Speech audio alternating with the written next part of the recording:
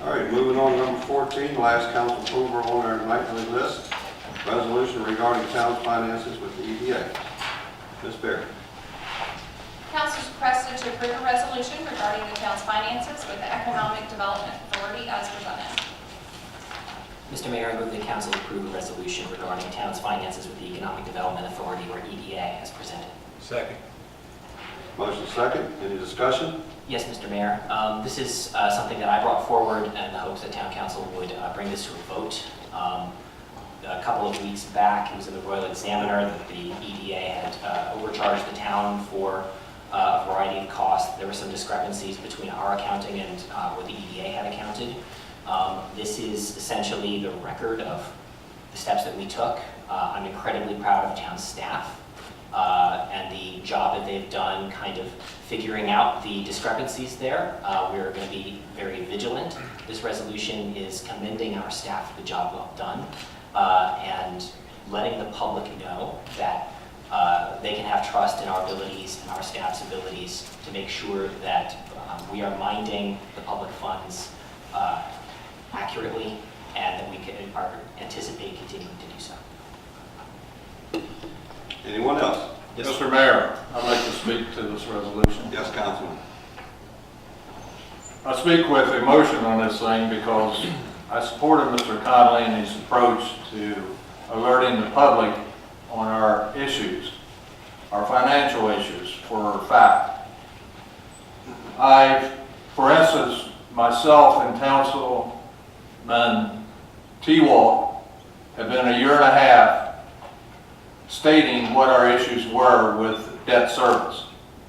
Not only the debt service that's presently inbound, but new projects such as the police department, such as Leach Run Parkway, such as West Main Street at the Avtex property. These have not been funded yet. We are in desperate needs of figuring out how we're going to pay for that. A year and a half ago, I held a spreadsheet up that said all these projects coming about, how are we going to pay for them? Now all of a sudden, everybody has issue with payment. I have a lot of concern. The resolution says nothing how our budget was affected by recent and future state legislative dictates, both the future payments and present, that reduce any access that we had.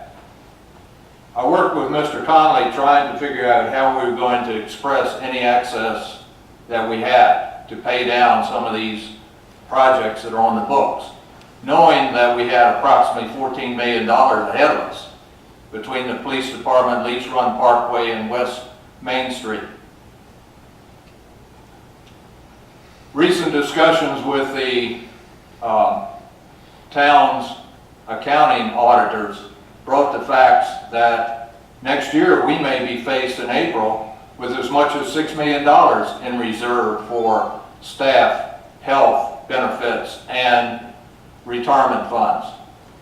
We may not have to pay all of it in not pay, but we put it in reserve. And that simply means that we don't have access to those monies. It's an accounting procedure that's set in stone that we don't touch. It just sits there and draws interest, and then it can be drawn on to pay for the state requirements. This inflated resolution does not address these issues. As I stated, I brought forth a spreadsheet a year and a half ago about new projects and present projects. The purpose is not clear. The town finances with EDA is a purpose. I think it's inadequate, and I've stated that in our work session. It does not review these new projects. All I heard on council was, we want the facts distributed to the community. I truly support that. I think the facts ought to be put out there. I have some differences. 4 pages to this resolution, not stating all the facts. I brought up the facts in our work session.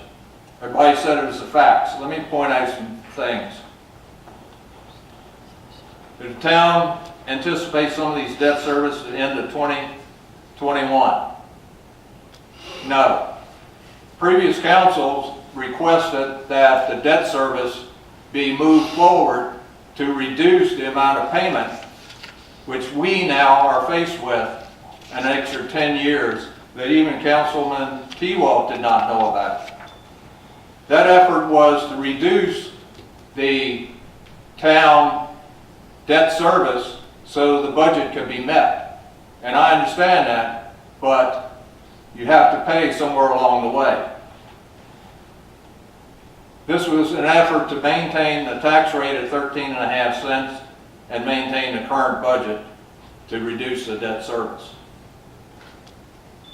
The EDA and town representatives have been in discussion over this matter, whether it's $87,000 or $300,000, which is published to the public.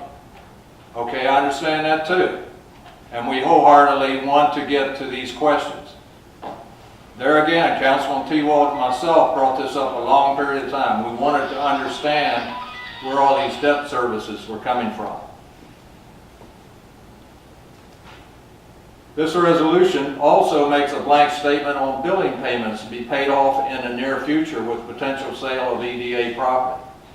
But it fails to state the fact that potential sale of property is in the works with potential customers relieving the town's debt service on business park property when future sale occurs as soon as 2019. I, for one, hope it does occur so we don't have that debt service on the books and we're still paying for it. Finally, I believe a 4-page resolution is ineffective to state the facts to get public information out to the people what we've been working on as a council. There are 2 types of resolutions. There is a non-binding and there's a substantive and procedural. The non-binding refers to measures that do not become laws. The substantive and procedural applies to essential legal principles and rules of right, acknowledges to substantive law. A press relief, on the other hand, which I brought up in our closed session and sessions to discuss, is a more measurable than a 4-page resolution. A press release is a written communication reporting specific but brief information on an event, circumstance, or other happenings. The magic word to me is brief and relates more to what this council is trying to convey to the public. For these reasons, I will be voting against this resolution. I think it's ineffective, and 4 pages is not substantive enough for me to convey to the public what we need to really convey. And it's not totally factual. I have some concerns also with the billing that has occurred not only since 2009, let's go back to 2005. Somewhere along the line, when a bill is presented, if you're going to put a roof on your house, you're going to question the bill when that bill comes forward. It seems to me somewhere along the line our procedures failed our council and our community. And we need to get to the bottom of this. Somebody should have questioned the billing process long before now. So there again, I am in favor of full disclosure to the public of what we have been facing as a council, especially the present debt service and future debt service. And this document does not fulfill our purpose and educate the public on our real concerns. Thank you, Mayor. Thank you. Anyone else? Yes, Mr. Mayor, I only have a few words, and I don't want to belabor this, but the problem that I have with the resolution tonight is the fact that we're not finished with the resolution. We're still not sure exactly how much money we owe. We don't know how much money the EDA owes us back in the amount of money that we have overpaid over the last period of years, 10 years maybe or longer. So, until we get all the facts, we can't give you all the information, and that's why I cannot support this resolution this evening. Anyone else? Yes, Mr. Mayor. I think that both Councilman Conley and Councilman Seelock expressed some very good and very valid points both of which I agree. Just a couple things I want to touch on. Number one, again, this was kind of born out of the fact that we have received so many FOIA requests, and we're putting out information in a way that's left to be interpreted, and part of the reason why we wanted something brought forward, why there was a few councilmen that wanted something brought forward, was because we want the information out there accurately as far as the timeline of events and what's happened.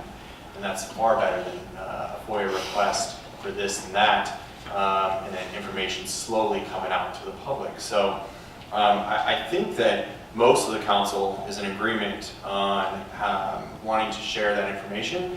How we went about that is where we differ, mostly, I believe.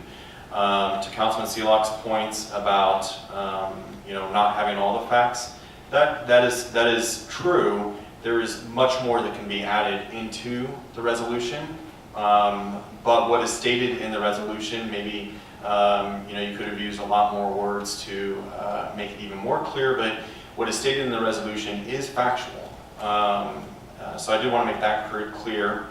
It's very difficult to be brief when you're covering such a topic as this.